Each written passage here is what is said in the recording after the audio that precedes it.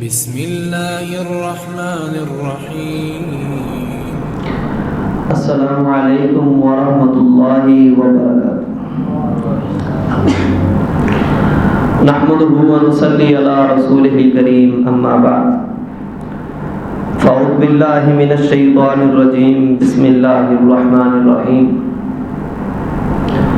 یا ایھا الذین آمنوا کتب علیکم الصیام کما کتب علی الذین من قبلکم لعلکم تتقون۔ صدق اللہ العظیم۔ تمام تعریفات خالق مالک کے لیے ہیں۔ درود و سلام امام الہدا جناب محمد رسول اللہ صلی اللہ علیہ وسلم کی ذات اقدس پر، ذات گرامی پر۔ مجھ سے قبل عزیزم عمیر صدیقی صاحب حافظہ اللہ رمضان المبارک کے حوالے سے چند باتیں عرض کر رہے تھے کہ رمضان آیا، کیا ہماری زندگی بدلی ہے کہ ویسی کی ویسی ہے؟ تو میں بھی انشاءاللہ یہ رمضان المبارک کے حوالے سے چند گزارشات آپ احباب کے گوش گزار کرنے کی کوشش کروں گا۔ دیکھیے، یہ 12 ماہ میں سے ایک ماہ کا اللہ رب العزت نے انتخاب کیا ہے، جس کو رمضان المبارک کہتے ہیں۔ یہ رمضان کو رمضان کیوں کہتے ہیں؟ جس کے بارے میں امام شوکانی رحمہ اللہ نے اپنی تفسیر کے اندر لکھا ہے کہ رمضان کو رمضان کہتے کیوں ہیں؟ انما سمی رمضان یرمد الذنوب، اس طرح کے الفاظ بیان فرماتے ہیں کہ رمضان کو رمضان اسی لیے کہتے ہیں کہ یہ گناہوں کو رمز کر دیتا ہے، ختم کر دیتا ہے، جلا بخش دیتا ہے۔ جس میں انسان نیکیاں زیادہ کرتا ہے، گناہ کم ہو جاتے ہیں۔ اور جس کے بارے میں امام ابن قیم رحمہ اللہ بیان فرماتے ہیں جس انسان کی زندگی میں ماہ رمضان صحیح گزر جائے، نیک اعمال کرتا ہے، عبادات کرتا ہے، ایسے افعال کرتا ہے کہ اس سے اللہ راضی ہو جاتا ہے اور گناہوں سے بچ جاتا ہے، اپنے آپ کو بچا لیتا ہے۔ فرمایا ایسا انسان پورے سال میں اعمال کرتا رہے، انسان پورا سال اسی طرح گزار سکتا ہے اگر اس نے صحیح معنوں میں رمضان المبارک کو گزارا ہو۔ یہ مہینہ ہی ٹریننگ کے لیے آیا تھا، بدلنے کے لیے آیا تھا۔ اپنی سوچ کو بدلیے، افکار کو بدلیے، اعمال کو بدلیے، رویوں کو بدلیے، اخلاق کو بدلیے۔ اگر رمضان آنے کے بعد میرا پہلے کی طرح رویہ ہے، حسن اخلاق نہیں ہے، تو سمجھ لیجئے رمضان آنے کا مقصد پورا نہیں ہوا۔ آپ کے گھر والے بے نمازی، آپ بے نمازی، قرآن کی تلاوت خود نہیں کرتے، بچے نہیں کرتے، تو سمجھ لیجئے رمضان کا مقصد پورا نہیں ہوا۔ اس مقصد کو اللہ رب العزت نے لعلکم تتقون، یہ رمضان اسی لیے بھیجا تھا کہ انسان متقی بن جائے، پرہیزگار بن جائے، اللہ سے ڈرنے والے بن جائیں۔ یہ متقی کس کو کہتے ہیں؟ للہیت کس کو کہتے ہیں؟ کسی کہنے والے نے بڑے خوبصورت الفاظ کہے ہیں، اتقیت الشیء، اپنے آپ کو کسی چیز سے بچا لینا، گناہوں سے بچا لینا۔ اور قرآن مجید میں اللہ رب العزت نے بیان فرمایا یا ایھا الذین آمنوا قوا انفسکم واہلیکم نارا، اپنے آپ کو تو جہنم کی آگ سے بچانا ہی بچانا ہے، لیکن اپنے اہلیار کو، اپنے عزیزوں کو، رشتہ داروں کو، ان کو بھی جہنم کی آگ سے بچانا ہے۔ وہ کس طرح بچانا ہے؟ ان کو دین کی دعوت دینی ہے، تبلیغ کرنی ہے، نماز کی، روزے کی، زکوٰۃ کی، تزکیہ نفس کرنا ہے ان کا۔ اور کسی دوسرے نے، کہنے والے نے بڑے خوبصورت الفاظ کہے ہیں تقوی کے معنی میں۔ آپ تمام عبادات کو دیکھ لیجئے، روزہ ہے، نماز ہے، حج ہے، زکوٰۃ ہے، تمام عبادات کا اگر خلاصہ کیا جائے، ایک لفظ میں بیان کیا جائے، اس کو تقویٰ کہتے ہیں۔ فرماتے ہیں خل الذنوب صغیرہا و کبیرہا ذاک التقیٰ، اپنے آپ کو چھوٹے گناہوں سے بچا لینا، بڑے گناہوں سے بچا لینا، اسی کا نام تقویٰ ہے۔ جب اس کے دل میں یہ خیال پیدا ہو گناہ کرنے کا، میں گناہ کرنے لگا ہوں، اور یہ سوچ لے کہ اللہ کی ذات مجھے دیکھ رہی ہے، انہ علیم بذات الصدور، وہ تو دلوں کے رازوں کو بھی جاننے والا ہے۔ یہ رمضان آیا، کیا ہماری زندگی میں تبدیلی آئی ہے کہ نہیں آئی؟ 18 دن گزر گئے ہیں۔ اپنا تزکیہ نفس کریں، سوچیں، رات کو سونے سے پہلے کبھی سوچیں اللہ نے یہ زندگی دی تھی کس لیے دی تھی؟ دین کی نشر و اشاعت کے لیے، تبلیغ کے لیے۔ یاد رکھیے تاریخ ہمیشہ دو انسانوں کو یاد رکھتی ہے، معاشرہ بھی دیکھا جائے دو انسانوں کو یاد رکھتا ہے۔ ایک انسان اچھا ہو، نیک ہو، اس نے سلوک کرنے والا ہو، رشتہ داروں کے ساتھ اس کا رویہ اچھا ہو، لوگ اس کو دعائیں دیتے ہیں۔ کسی مشکل اوقات میں، مشکل وقت میں وہ لوگوں کے ساتھ تعاون کرتا ہو، لوگ یاد کرتے ہیں۔ اور دوسرا وہ ہے کہ جب لوگوں کے ساتھ رویہ اچھا نہیں ہوتا، لوگ برے الفاظ کے ساتھ یاد رکھتے ہیں۔ آپ تاریخ پڑھ کر دیکھ لیجئے، اٹھا کر دیکھ لیجئے، تاریخ بھی ہمیشہ امن کو یا جنگ و جدال کو یاد رکھتی ہے۔ ویسے باقی جتنے افراد آتے ہیں، افراد آتے ہیں، قومیں آتی ہیں، لوگ آتے ہیں، بستیاں آتی ہیں، وہ بھول جاتی ہیں۔ اسی لیے اپنے آپ کو بدلیے، اپنے نظریات کو بدلیے، کتاب و سنت کی طرح، جس طرح سلف صالحین کا منہج، عقیدہ، نظریہ، افکار تھے، اس طرح اپنائیے۔ قرآن مجید پر عمل کیجئے، قرآن مجید کو سمجھنے کی کوشش کیجئے۔ سلف صالحین کے بارے میں آتا ہے، جس کے بارے میں ابن قیم الجوزی رحمہ اللہ بیان فرماتے ہیں، تاللہ لو قیل لأہل القبور، فرماتے ہیں اللہ کی قسم، قبر والوں سے اگر تمنا کی جائے، ان سے پوچھا جائے کہ تمہاری تمنا کیا ہے، آرزو کیا ہے، امن کیا ہے، تو وہ ایک ہی خواہش کریں گے، ایک ہی تمنا کریں گے کہ ہماری زندگی میں دوبارہ رمضان کا مہینہ آ جائے، ہم نیک اعمال کر لیں۔ لیکن یہ دوبارہ آئے گا نہیں، جو وقت گزر جائے دوبارہ نہیں آئے گا۔ اسی لیے جو وقت گزر گیا ہے، ابھی سے کمر بستہ ہو کر اپنے آپ کو اللہ کے ہاں پیش کیجئے۔ رسول اللہ صلی اللہ علیہ وسلم کی زندگی کو دیکھ لیجئے، اور پھر صحابہ کرام کی زندگی کو۔ رمضان المبارک کے ایام میں اللہ کے حضور پیش ہوتے تھے، دعائیں کرتے تھے، قرآن مجید کی کثرت سے تلاوت کرتے تھے، اللہ کی راہ میں خرچ کرتے تھے، اپنا تزکیہ نفس کرتے تھے، اور اپنی عورتوں کو بھی دعوت دیتے تھے، قرآن کی دعوت، تبلیغ کی دعوت، یہ دعوت تھی ان کی۔ کیا ہم نے سوچا ہے محض دنیا کمانی ہے، لوگوں سے واہ واہ کروانی ہے؟ بھائی نہیں، اپنی سوچ بدلیے۔ اللہ نے آپ کو مال دیا ہے، اقتدار دیا ہے، عہدہ دیا ہے، اس کا صحیح استعمال کریں۔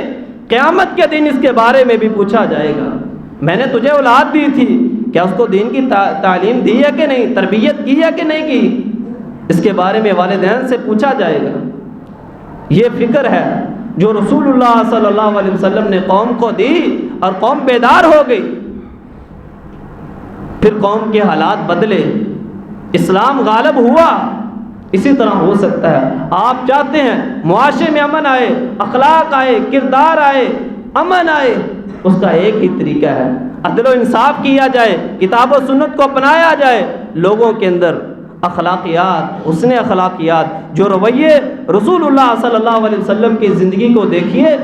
آپ صلی اللہ علیہ وسلم کی زندگی بچپن سے لے کر بڑھاپے تک تمام امور، تمام چیزیں، تمام افعال رسول اللہ صلی اللہ علیہ وسلم نے بتائے ہیں۔ بچے کو کیا کرنا چاہیے، جوان ہو جائے پھر کیا کرنا چاہیے، جب بوڑھا ہو جائے پھر کیا کرنا چاہیے۔ اسی طرح عورت کا معاملہ ہے، آپ صلی اللہ علیہ وسلم نے شب و روز گزارنے کے اوقات بیان فرمائے ہیں، کس طرح گزارنے ہیں۔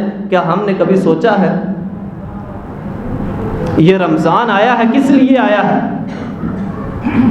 یہ زندگیوں کو بدلنے کے لیے آیا ہے، ہمارے رویوں کو بدلنے کے لیے آیا ہے۔ سلف صالحین کی زندگی کو اگر دیکھا جائے، وہ رمضان المبارک کا کتنا احترام کرتے تھے، اللہ تعالیٰ کے ہاں وہ دعائیں کیا کرتے تھے، تہجد کے وقت، سحری کے وقت اللہ کے ہاں پیش ہوتے اور دعا کیا کرتے تھے، اللہ یہ ماہ رمضان کو ہماری زندگی کے لیے مبارک بنا دینا۔ اور رسول اللہ صلی اللہ علیہ وسلم کی وہ حدیث، آپ صلی اللہ علیہ وسلم نے فرمایا الصیام لی وانا اجزی بہ، روزہ میرے لیے اور اس کا اجر بھی میرے لیے۔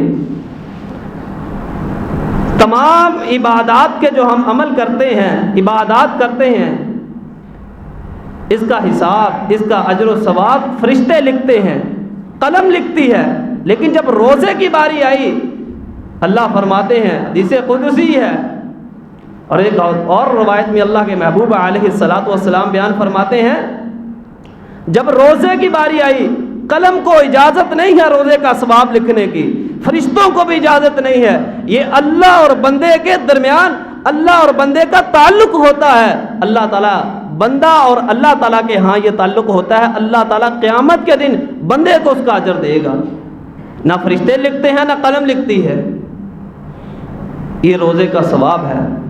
اور روزہ کس لیے آیا تھا؟ انسان اپنے گناہوں کو، اپنے آپ کو متقی بنائے، پرہیزگار بنائے، گناہوں سے بچائے۔ اسی لیے حضرت علی رضی اللہ تعالیٰ عنہ کے بارے میں آتا ہے، ان سے کسی نے سوال کیا کہ تقویٰ کیا ہے؟ ہر چیز کی بنیاد آپ تقویٰ بتا رہے ہیں، تقویٰ ہوتا کیا ہے؟ فرماتے ہیں الخوف من الجلیل، اللہ رب العزت کا خوف اختیار کرنا۔ انسان اکیلا ہے، گھر میں ہے، انسان معاملات کرتا ہے، کاروبار کرتا ہے، لیکن اس کے ذہن میں ایک بات بیٹھ جاتی ہے کہ اللہ کی ذات مجھے دیکھ رہی ہے، میں معاملات ٹھیک کر رہا ہوں۔ اس کے ضمن میں ایک حدیث آتی ہے، رسول اللہ صلی اللہ علیہ وسلم نے بیان فرمایا، قیامت کے دن کچھ لوگ نیک اعمال لے کر آئیں گے، تہامہ پہاڑ جتنے لے کر آئیں گے، سعودی عرب میں پہاڑ ہے، بہت بڑا پہاڑ ہے، فرمایا نیکیاں لے کے آئیں گے اللہ کے ہاں اتنیاں، لیکن حباء منثورا، ان کو گرد و غبار کی طرح اڑا دیا جائے گا۔ صحابہ کرام نے بڑا تعجب کیا، اللہ کے پیغمبر، تہامہ پہاڑ جتنی نیکیاں، پھر بھی اللہ ہوا کی طرح ان کو اڑا دے گا، گرد و غبار کی طرح۔ اللہ کے پیغمبر اس وقت کچھ الفاظ اس طرح کے بولے تھے جو ہمارے ہاں اس وقت مصداق بنتے ہیں۔ فرمایا کچھ لوگ تو ہوں گے، لوگوں کے سامنے بڑے متقی ہوں گے، پرہیزگار ہوں گے، نمازیں پڑھتے ہوں گے، تہجدیں پڑھتے ہوں گے، قرآن پڑھتے ہوں گے، لیکن جب ان کی خلوت ہوتی، تنہائیوں میں جاتے، کمروں میں جاتے، فرمایا پھر حدود اللہ کو پامال کرتے، اللہ کی حدود کو پامال کرتے۔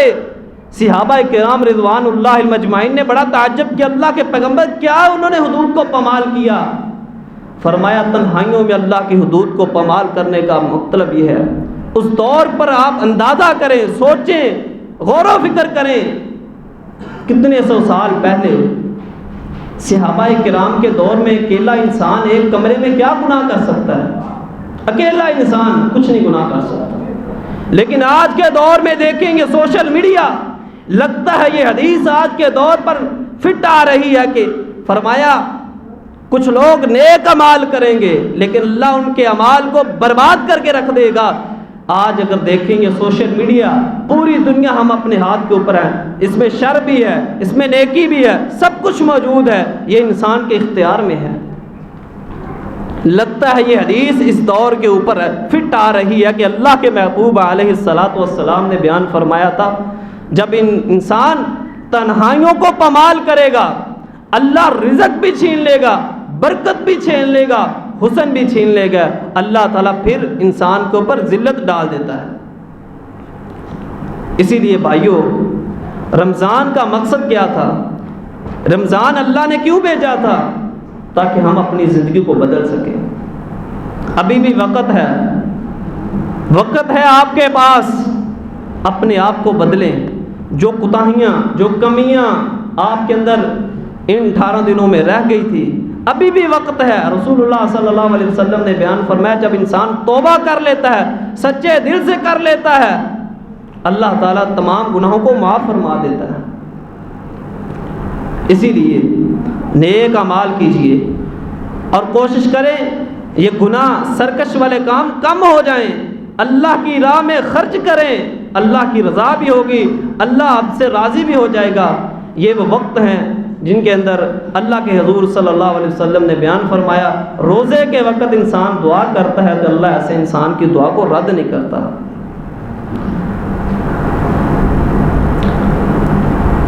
تو یہ اوقات ہیں، ہمیں چاہیے کہ ہم اپنی زندگی کو بدلیں۔ پھر انشاءاللہ موقع کبھی ملا تو اس موضوع کو آگے وسیع کرتے ہوئے انشاءاللہ تقوی کے حوالے سے بات کریں گے کہ تقوی ہوتا کیا ہے، کن کن اوقات میں ہمیں اللہ سے ڈرنا چاہیے، اللہ سے مانگنا چاہیے، مانگنے کا طریقہ کیا ہے۔